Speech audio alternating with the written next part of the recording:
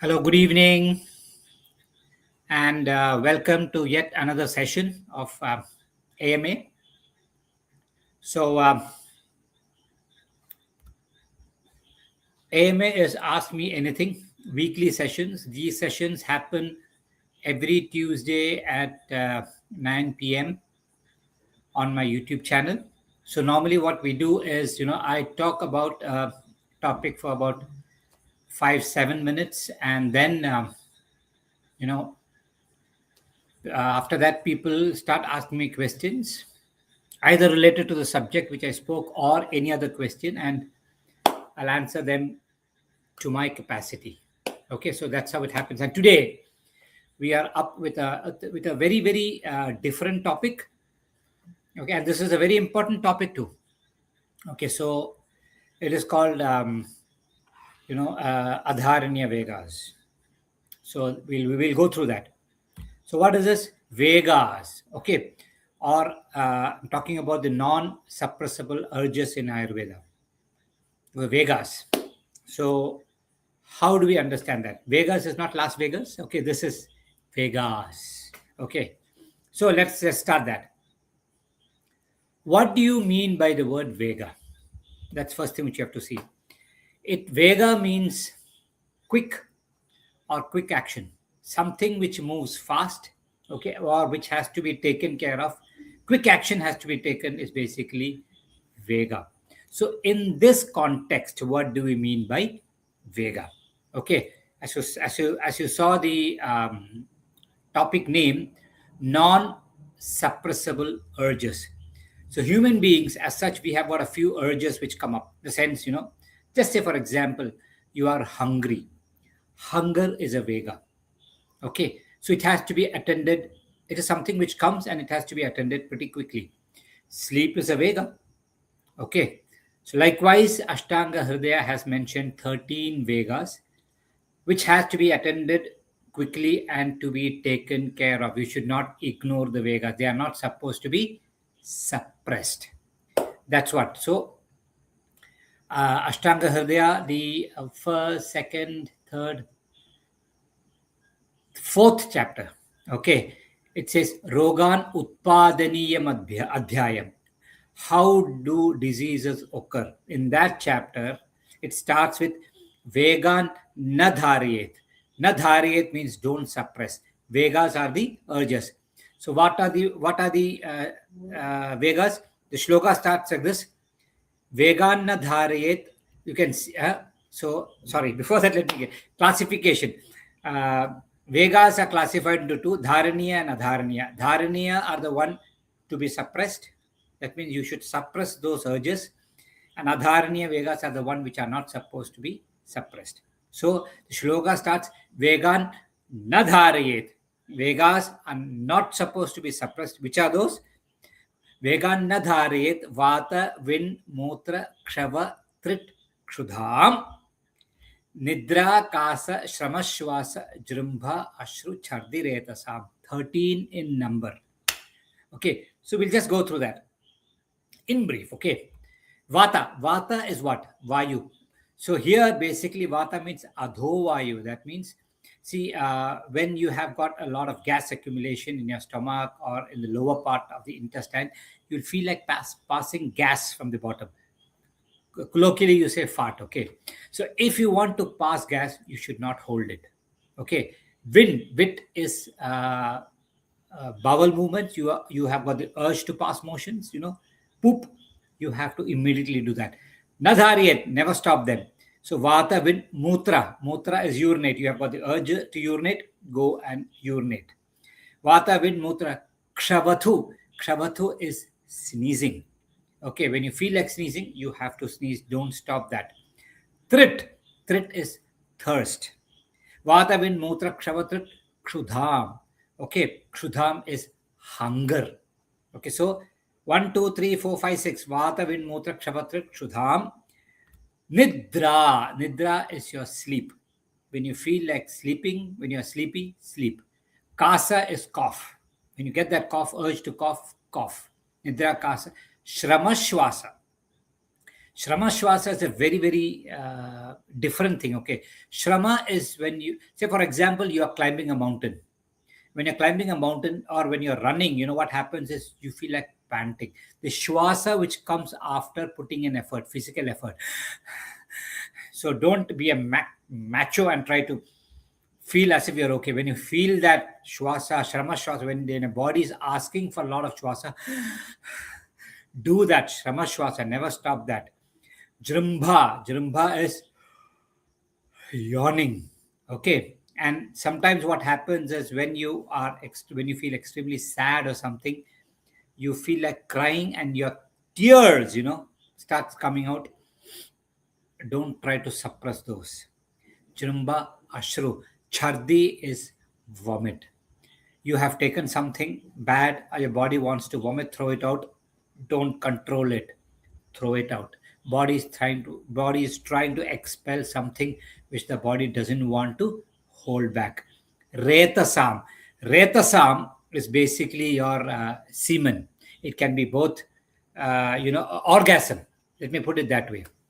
Okay. In the sense, never hold back. In the sense, when you are about to reach orgasm, don't stop.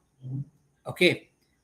What you have to do is you have to go with the flow and complete it. Don't stop, start, stop, start, stop. Don't do that. You have to completely finish it off. So this is what, So you saw that, right? Vegan nadharayet vada vinmotra kshavatru kshidam nidrakasa shramashwasa jrumbha ashru chardire. So fourth chapter, first shloka. This is how it starts. Okay. So these are the ones which you are not supposed to control. Okay. Non-suppressible, never to be suppressed. Okay. So what happens, what Ashtanga Hridayam says is roga sarvepi jayanti. All the roga sarvepi jayante. Rogaha means diseases, sarvepi, all the diseases. Jayante means they occur. Why? Vego dharano dhiranaihi. When you, dharana means when you suppress, or udiranaihi is when you try to force it. That means when you don't get sneezing, you put something inside your nose and try to sneeze. Okay. When you don't have cough, you try to cough. When you don't feel like urinating, you force yourself to pass urine. So anything, when you either go both extremes, when you hold it or when you try to push it. Okay. So you can start asking your questions. So either of those things will be done, it will lead to diseases. So roga sarvepi, all diseases can occur if you control your urges or you force your urges. Okay. So you can start asking your questions. There we go. Tejas Murthy, good evening. Good evening. Yeah. What if Vegas are not coming, like sleep or appetite? So if Vegas are not coming, sleep or appetite, then there is something really wrong with you. Your body is not in balance. Then you have to work on it. The sense, again, there's another theory which you have to look into. What is it? Nidana parivarjanam chikitsa, avoidance of causative factor. Here in this case, Tejaswamurthy, you have to find out why are you not getting that appetite, or why are you not falling asleep. Okay. If that is not rectified, then you will not have a permanent solution. So if you're not getting appetite, it could be a lot of reasons. You have either overeaten the previous day, or the previous meal you have overeaten, or your Agni might be low. Those are the two major reasons. Or you have been eating, continuously for a long period of time, like, eating without the previously digested food has digested, or you have traveled a lot, or what happens is you have not passed your motions. You have not, your bowel movements was not okay. So that is one other Vega. You were traveling early morning. You had to get up and go somewhere where you are traveling. So your Vegas, you are not able to go attend to your natural nature's call. So what happens? Your stomach did not get evacuated. You might not feel hungry. So there are a lot of reasons. You have to try to find out what the exact reason is. Then you will be okay. Hope that is clear. Okay. But if they say we do breath control while exercising, our stamina will increase. Nobody says that. I don't know. Ayurveda definitely does not say that you have to control your breath. They say that if you are lifting a weight, okay, the gym instructor says that if you're lifting a weight, hold your breath and lift it. That gives you power to lift. Okay, that means you hold your power and then lift the weight. Okay, after you lifted the weight, you have to breathe normally and then again hold and lift it. So that doesn't mean that you have to hold your breath. Okay, and one other thing is that Acharya has never told that you have to holding your breath has never been considered to be a Vega, because you will not be able to hold your breath beyond might be a minute and a half, depending upon your capacity, lung capacity. Holding breath or you breathing is not considered to be a Vega. Only Shramashwasa, that means the gasping which happens when you exert yourself, is only considered to be a Vega. That should not be stopped. Clear, right? Atul Gekwad, do gemstones have an effect on us if we wear them for any remedy? I'm sorry, I'm not putting your questions there. Okay, sorry, Tejashwar Murthy. Okay, so do gemstones have an effect on us if we wear them for any remedy? See, when you look at anything, okay, sarvam dravyam pancham bhautikam, every what do you call, dravya means every object, living or non-living, is made of the pancha mahabhutas. Okay, and what do the pancha mahabhutas, according to Ayurveda, pancha mahabhutas have been reclassified into vata, pitta and kapha. So every gem also has a predominance of vata, pitta or kapha in them. You got that, right? So when you probably you are pitta prakriti, okay, naturally pitta prakriti, you have got a chance of getting what you call pitta imbalances, which can lead to short temper and stuff like the mental issues, okay, or generating too much of heat in your body. So in such conditions, we ask people to wear a gem or a stone.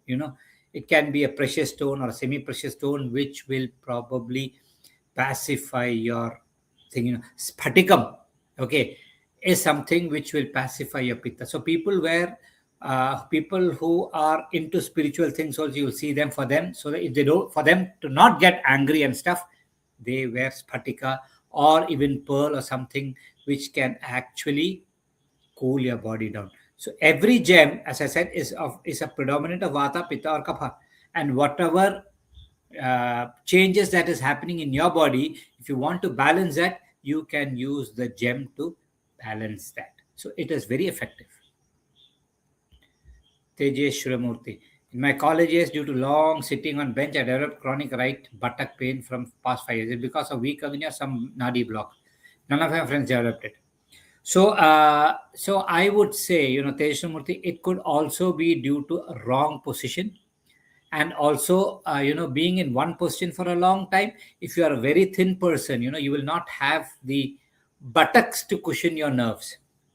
It happens to people. Okay, so from the spine, the nerves actually pass and it comes out into the buttock and then goes out through the pelvic thing, out through the buttock and then goes into the legs.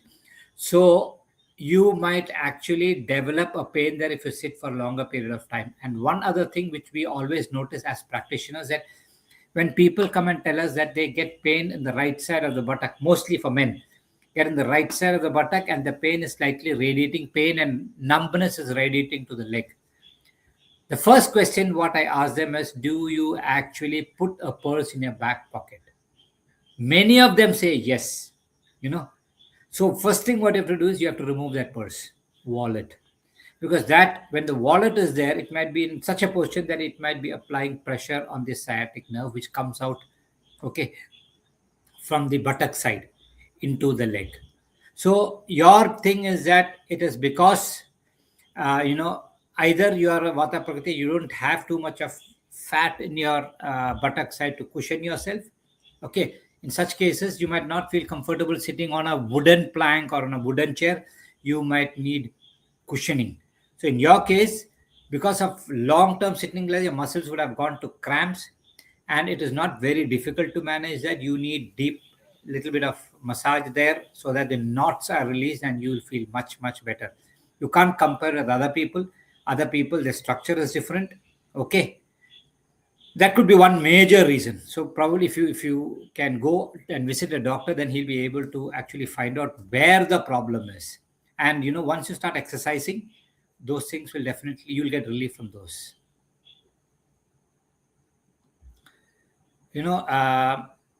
For vata type of people, what gems do you recommend for stable mind? So if you look at vata people, I would say you just wearing gold itself will pacify vata a lot. So generally, golden ornaments will actually make you feel better. But if you're looking at the stone part, I would say, diamond is something which is really good for something who's suffering from vata disorders. But its effect is only when you look at the effect of gem. It also contributes.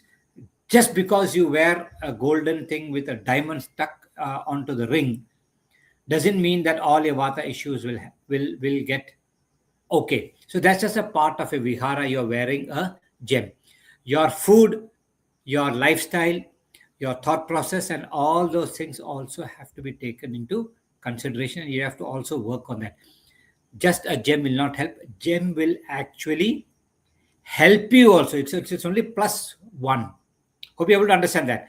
You cannot completely depend on a gem to get everything okay. You cannot completely depend on one kind of food. You cannot depend on one lifestyle, okay, or on one medicine or one treatment.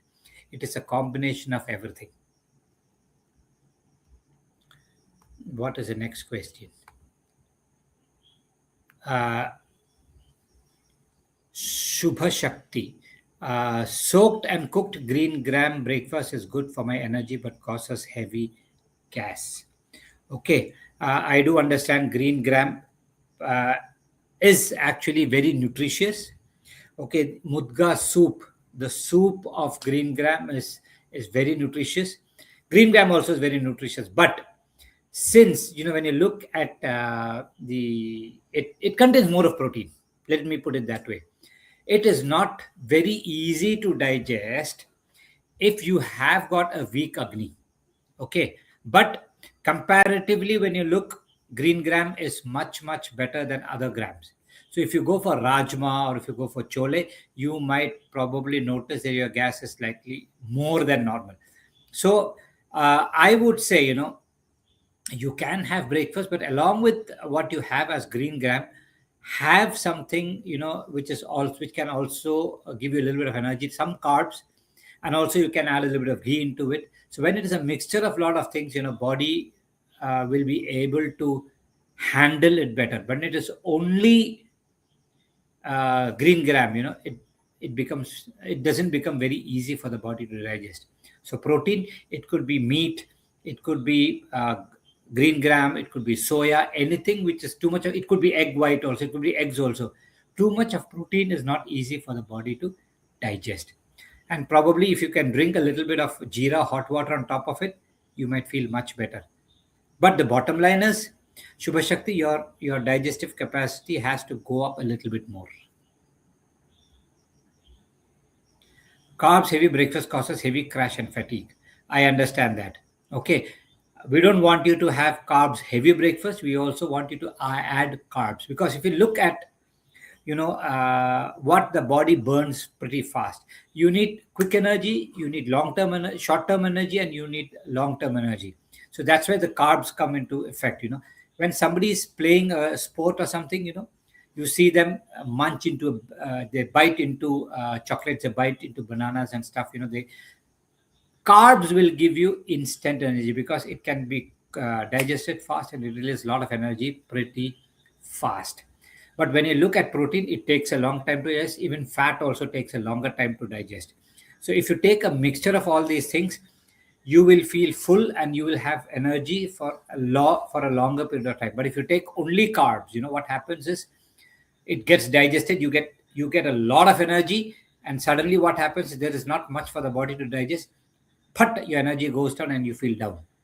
Okay, so always see that you have Let it be. That's why we say, it should be shadrasa, all the 6 days. When you've got all, when you look at all the 6 days, you will see that it becomes balanced, and you will have a sustained release of energy.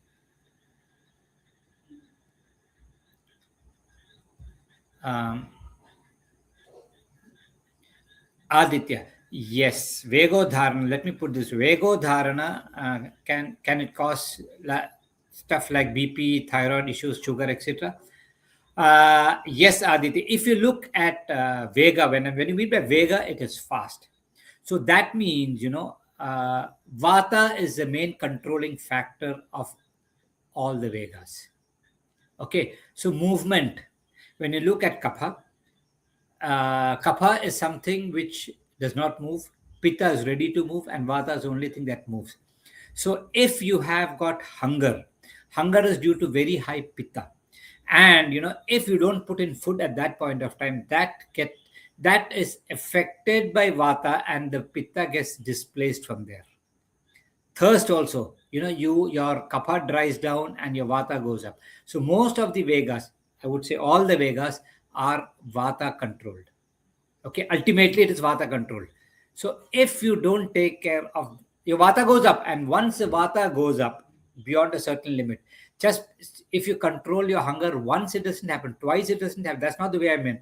If you start doing it consistently, your vata gets imbalanced, and 100%, you will end up in issues like BP, thyroid issues, diabetes, anything. At the end of the day, it can lead to most issues. That's why I say roga sarvepi jayanti. All diseases can occur if you what vego dharana dhiranehi, when you hold your vegas, or when you force your vegas. Hope it is clear, Aditya.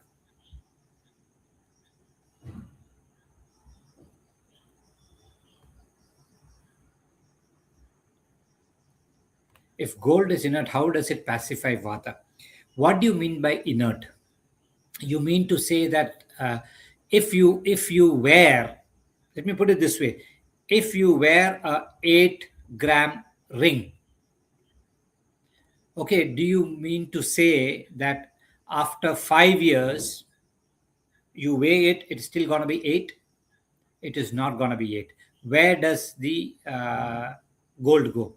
Yes, little bit can go when you rub into things and stuff like that.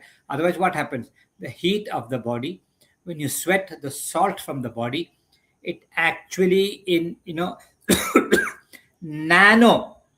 See, you might not be able to basically what do you call find it out, but it gets absorbed into the body.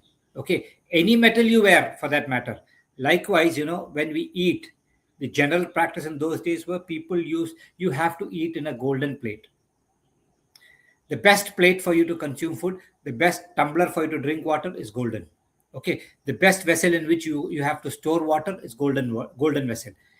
It again depends you, then it becomes very expensive. So what people used to do is people used to eat in the second thing is silver. People used to eat in silver vessels, okay, silver plates, where they'll have a golden flower put in the center. Okay, and as you consume food, you'll notice that it slowly starts getting eroded, little by little, little by little. That is more than enough for you. You don't have to have lot and lots into it. Okay, so it definitely gets absorbed into the skin. Anything you constantly wear on the skin, it affects the body, it gets absorbed. What does Ayurveda say about best way to consume oil? Deep fry, salt, or drizzle? See, Ayurveda does not say that frying is bad, or sauteing is bad, or drizzling. Nothing it says bad. It all depends upon what condition you are in. But I would say generally, if you are cooking something, you say for some vegetables, most vegetables, what you do is you steam cook the whole thing. Don't saute it, steam cook the whole thing. And when you want to remove it from the pan, for that vegetable to not stick onto the pan, you can pour a little bit of oil on top of it and immediately take it out. In Malayalam, we call that medukku perati. Medukku means oil, perati means apply. So you're just applying the oil on top of it and taking it. So the oil enters into your system. It is almost like fresh oil, which is not. It becomes slightly warm because of the heat of the vegetable, but you don't overheat the vegetable. So the best way to consume it, again, depends. Okay, in what condition you are in, but for general cooking on a regular basis, I would say having oil as such is the best way to have it.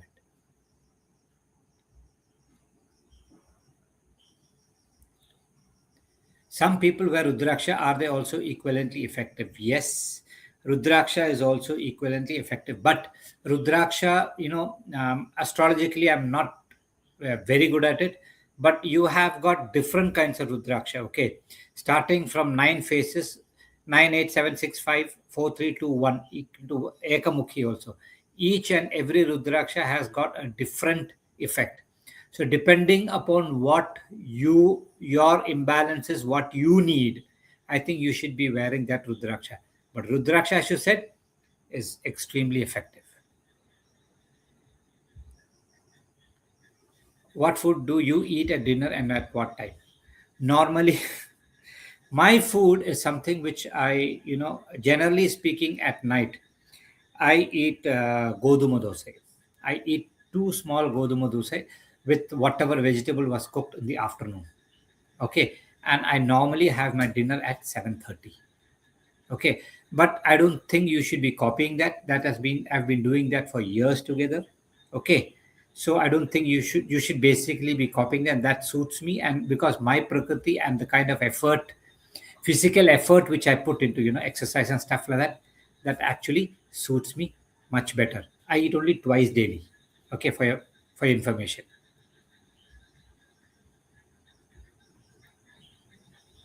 Manjari, namaste. I have been noticing issues with digesting pesarat. This is because of green gram or ginger. I have acid reflux after having it. Uh, Pesarattu is a Telugu Andhra delicacy where they soak green gram, okay, and they grind it and they make dosa with it and eat it. Okay, and the combination normally is pesarat upma. Okay, I don't know whether you're having with that. And the chutney which you have along with it is also alla pachadi, okay, or ginger pachadi. Sometimes people grind small pieces of ginger and also add into it. It could be so when you look at it, your agni is poor. There's a reason why you're not able to digest pesaratu. And look at when you're making pesaratu, are you adding too much of oil into it? That is something which you can cut down a little bit. And I would not say that you should be sprinkling anything into jeera or ginger and anything into your pesaratu. Make it plain pesaratu and start having it. You might feel better. In spite of that, if you are still feeling burning sensation, then I think your agni has to be rectified. Probably, I would say, you can do a virechana. You can take medicines for what do you call loose motions, get all the pitta out, and then slowly start building the agni back. A little bit of patience, but I say it will be fine. If it's only with pesaratu and not with nothing else, then probably it might be the fillings which you are putting into pesaratu. Otherwise, I have not heard of anybody having issues with pesaratu. Okay, Manjari.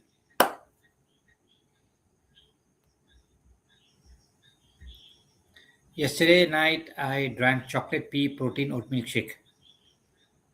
Night, chocolate pea protein oat milk shake is something which is not very heavy, not very light to digest. That could be one reason, and it could be other reasons also. In the sense, you might not have been active for a few days. Your kapha would have gone up. You would have consumed sweets also, and you would have taken shower, or you would have drenched in the rain. A lot of factors can also add to it. Okay, and it would have been cumulative.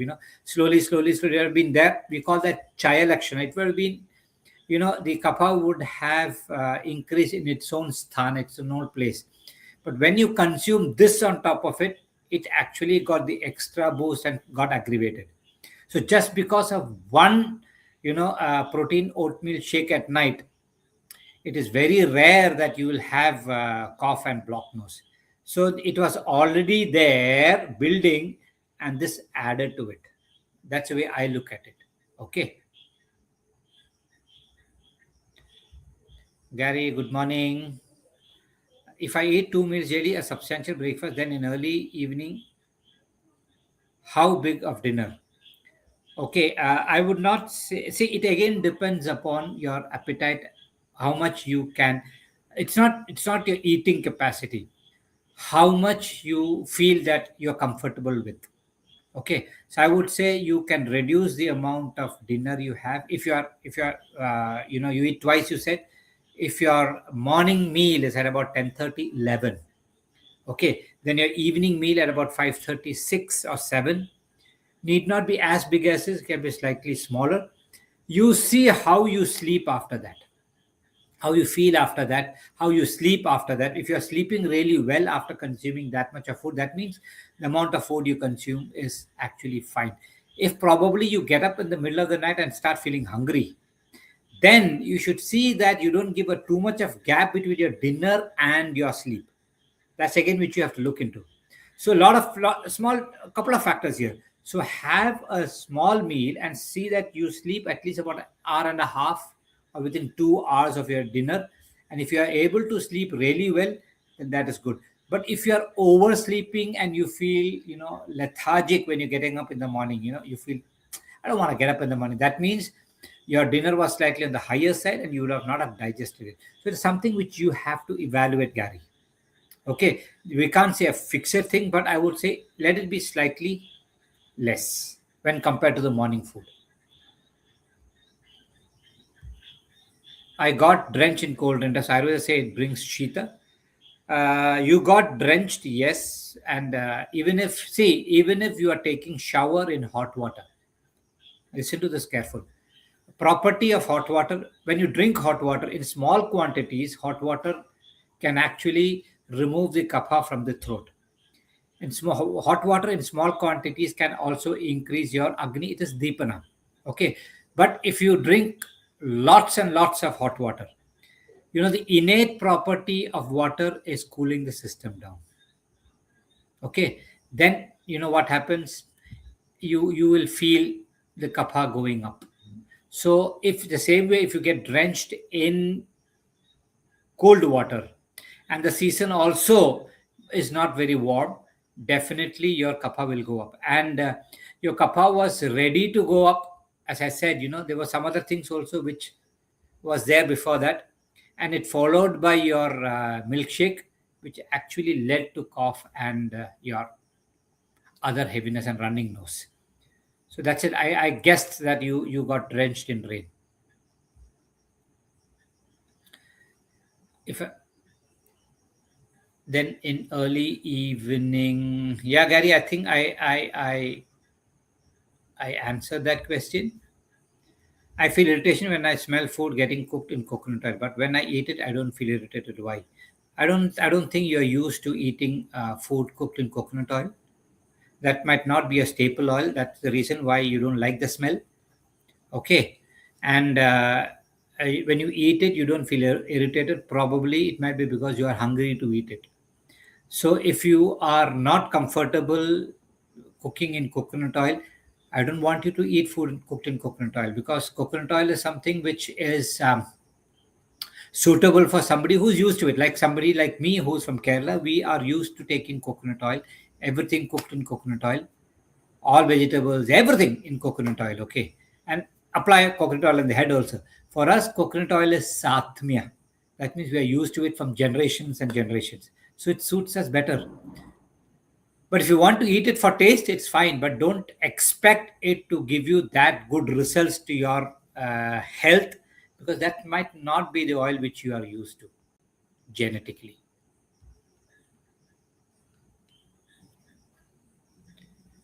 Yeah, Gary, I think I answered that question. I would say keep it small and try to see. You are the best judge. We see, like people like us. Yes, we are there. We are only guiding you to get you back into health.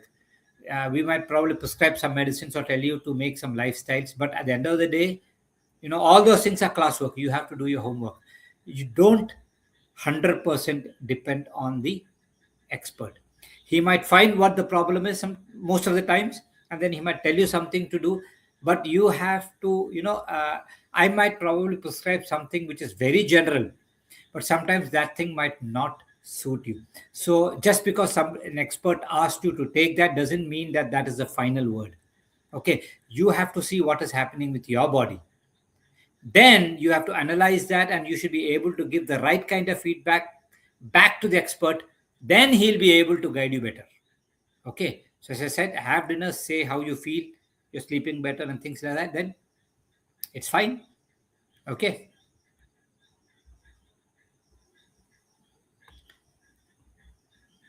The taste of salted roasted peanut is very addictive. I overeat sometimes. How much to consume?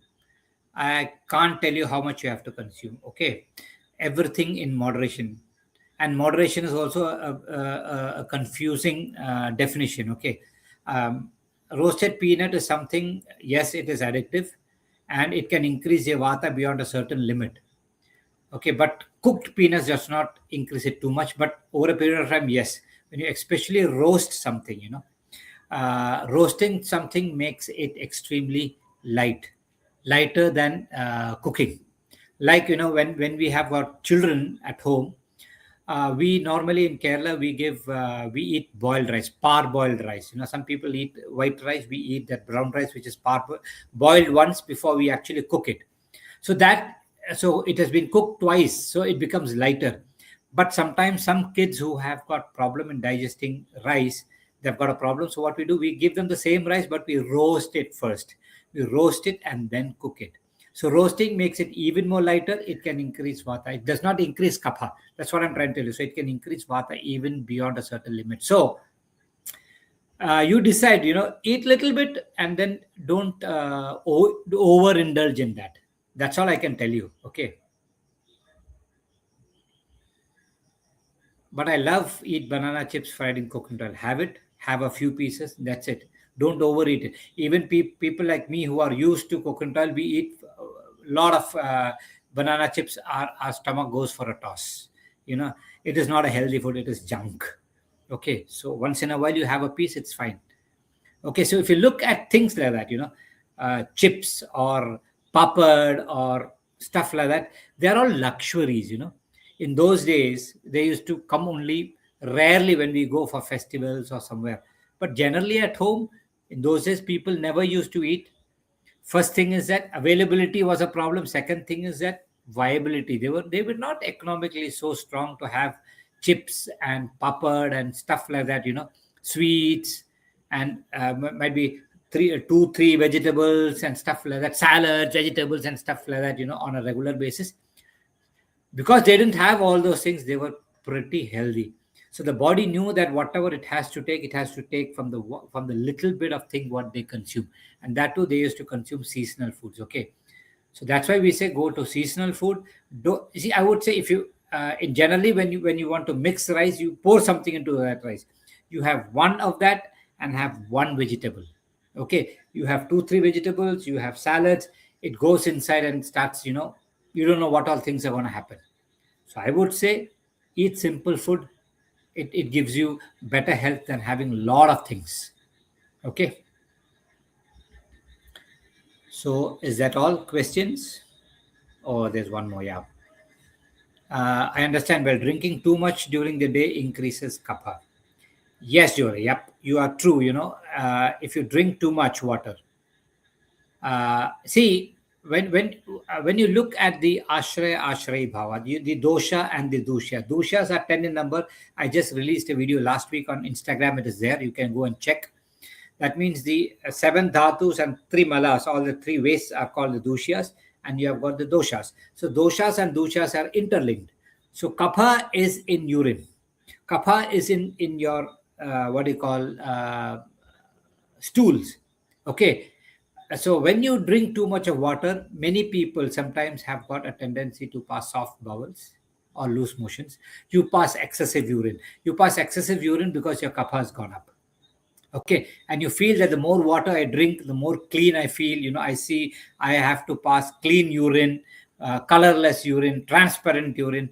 Nobody says so. You look out in anywhere outside. You will not see any animal passing clear urine. They are not sick. So somebody is actually telling us, from a marketing point of view, to see that you drink enough water so that your urine is not at all yellow. Urine will be slightly yellow if you don't over drink water. There's something called overhydration. When you drink too much of water, the water has to go out. Okay, there is reabsorption happening from the kidneys also. All your minerals and stuff are being reabsorbed. You don't give it a chance. Okay, when it stays for some time, it'll absorb. You are immediately flushing it out. You become demineralized. Okay, overhydration is equally bad or even more than dehydration. So be careful when you drink too much of water. So let me see where the questions are now. Both hot water bath and cold water bath are deepanam? Yes. Both snanam deepanam ayushyam. It does not mean whether it is hot water or cold water. The moment you pour hot water on your body feels hot. But the moment you step out of the shower, don't you feel cold? Water cools the system down. Okay. But still, you can't pour cold water in a winter, cold water on your body and expect to be healthy. So take a hot water shower in the cold season. Step out and immediately dress yourself, but that will still cool your body, and you will get deeper. So cold water, hot water doesn't make a difference. Too much of a difference.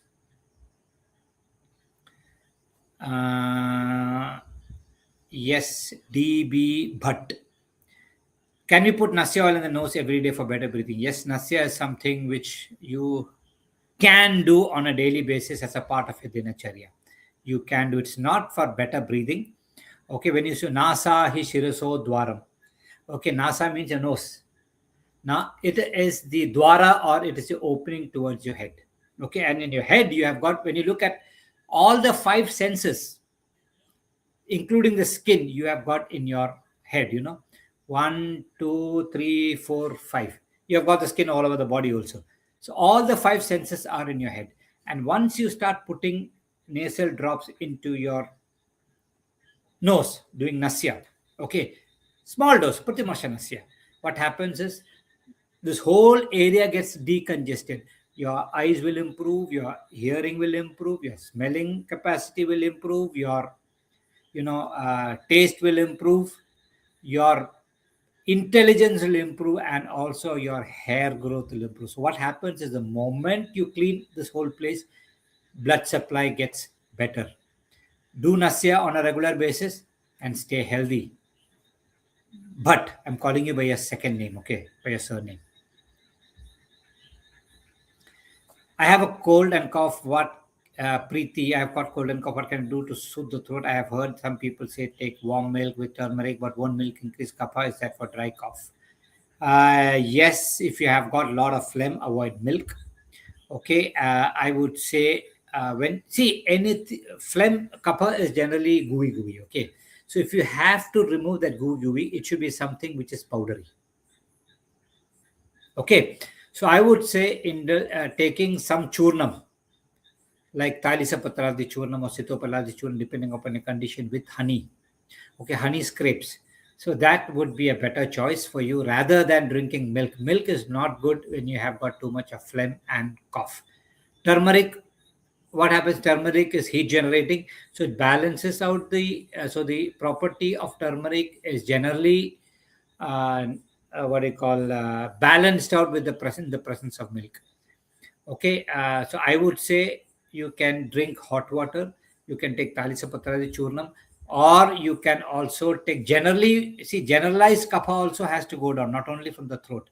So generalized kapha going down, you can take something which can generate heat in the body. You can take rasam. If you are from the southern part of India, you can take rasam with garlic and pepper. It will increase the heat of the body. Okay, and avoid getting exposed to anything cold. Give it some time. If you've got too much of phlegm, okay, I would say that you can get up in the morning. Okay, drink about 2 liters of salt water. You will automatically throw up. That should be done after steam inhalation so that you melt a lot of kapha. You drink that. The moment you vomit, you will vomit out a lot of phlegm, and the remaining part the body will be able to manage. Okay, these are different ways, but I would say still it will be good if you can do it under medical supervision. Okay.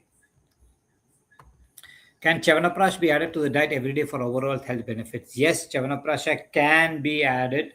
Chyavanprash is some. I would say if you can take amla daily, that would be better. Chyavanprash, if you look at the history of Chyavanprash was designed, okay, for Chyavanamuni to get his youth back. Okay, so if I don't know your name, if I can address you by Bhatt. So if you have to make something for you, it should be Bhatt Prasha. Okay, Prasha means, you know, Annaprasha. Annaprasha means eating food for the first time. So Prasha means eating. So generally speaking, if you have to get the full benefits of Chavana Prasha or any Prasha, Amrita Prasha is something else, you know, it's a lehium form, it should be consumed as food. So your morning food is only Chavana Prasha. Then you'll have tremendous health benefits. Okay, then you have to have that Agni. For before that, you have to build your Agni so that you'll be able to digest that amount of Chavana Prasha. But if you're looking for Nitya Rasayana, yes, you can take 1 tablespoon of Chyavanprash in the morning after breakfast, followed by a glass of milk, and then yes, slowly, it will start giving its results. But I would say taking an amla is also good enough. Okay. Priya, one quick question. I like avial a lot the very first time I ate, but it's a mixture of multiple vegetables, so it's healthy or unhealthy. It is not very healthy. Okay, avial and all those things are not to be consumed on a regular basis. That's what I said. You know, you'll see Onam is coming in Kerala, and you'll see a lot of videos which people will put out. You know, and say the look at the science behind the Onam Sadhya. It is such healthy. We start with Madura, Amla, Lavana, Katu, Tikta, Kashnaya, wholesome food, all food, everything. I consider Onam Sadhya to be junk. You know, it is celebration. You eat everything in combination, and any sadhya in my view is celebration. And celebration, don't think whether it is good food or bad food. Eat and enjoy food. But if you start indulging in such sadhyas every day, you know, you'll definitely fall sick. So these sadhyas used to happen very rarely. You know, you used to have a wedding, or you used to have even for birthdays, people never used to celebrate those levels in those days. You know, very rarely they used to have sadhyas. You know, then it used to be a change for them. It's okay, you know, body knows how to manage it, you know. But if you indulge in that on a regular basis, if you indulge in avial on a regular basis, you'll 100% fall sick. I would not consider avial to be very extremely healthy food. Okay, because it's a mixture of all vegetables. Then you put curd into it, you put coconut into it, you put jeera into it, everything into it. It's made tasty for you to enjoy food. Okay, I might disappoint a lot of people by telling this, but that is the truth. Okay, so I think we are coming to an end of our session today. One more question. What are the properties of sugarcane juice? Sugarcane juice is pittahara. Okay, so if a person has got high pitta, if you consume sugarcane juice, or if you consume grape juice, or even milk, you'll see that the person passes soft bowel. So sugarcane juice has got the property of reducing pitta. It will also increase kapha to a slight extent. For example, sugarcane juice is also used for a person whom you have prescribed vomiting. Okay. Ashtanga Hridayam says, Akantham payet kshiram. He gives you only one dravya. He gives you only milk. Akantham payet, drink milk to this. To eat. Akantham means till your throat full. Take the medicine and then vomit. But Charaka says you can take grape juice, you can take, sugar cane juice, or even, jaggery mixed in what. Lot of things. He's given a lot of options for you to consume before you vomit. So it will increase kapha a little bit, but it reduces pitta. Okay. Naveen Gupta, hi, how are you? Part A, Part B. Wow. Okay, I hear in Ayurveda that it said that floating stool is good as it shows less ama in the body, whereas a sinking stool shows high kapha. See, if just think about this logically. When you are getting a vegetable from the market, okay, or pulses, whatever it is, or egg, if that floats, in water. What do you mean by that? There is nothing nutritious part of it. It has crossed the nutritious part and reached to the next level, right? Vegetable are good when it sinks because it has got kapha in it. The same vegetable you cook, you eat, you digest it really well. That means you're burning it. You're burning it really well. It gets absorbed. Everything from it, whatever the body has to absorb, is absorbed. And then after you poop, okay, and if your stool floats, that means you have digested it properly. It has from the kapha stage, it has crossed the pitta stage, and it has reached the vata stage. That means it has got more of akasha and vayu mahabhuta. That is why it is floating. Hope that is clear, right? Now, the second question, part B. This is the last question, okay? However, in my case, whenever I have stomach issues, my stool floats, and the rest of the time when I feel light on my stomach, I always pass a single. This is very confusing for me. So I suppose that you are not probably digesting your food really well. Okay, Naveen, I think this is something which you have to go through in proper consultation, or you have to meet somebody and see that, just because you feel good, you're digesting well, and all those things need not confirm that you are absorbing all the nutrients. Just because you digest and it goes out, it is again unformed, right? It's got rasadhatu. Rasadhatu is kapha predominant. Okay, after that, it has to basically go through the whole process, and the rasa has to get absorbed into the system. So once it gets completely absorbed, then what happens is the mala becomes more of vata predominant. Okay, even though it is kapha, because of its solid form, even though you have got kapha in that, it has to be. But see, once in a while, if your stool sinks and stuff like that, don't be too worried about it. Okay, but if it is always down, then you might not be absorbing really well. So we have to take care of the absorption. Okay, Naveen. So thank you. Next week we'll come with another topic. Till then, stay healthy. Bye bye.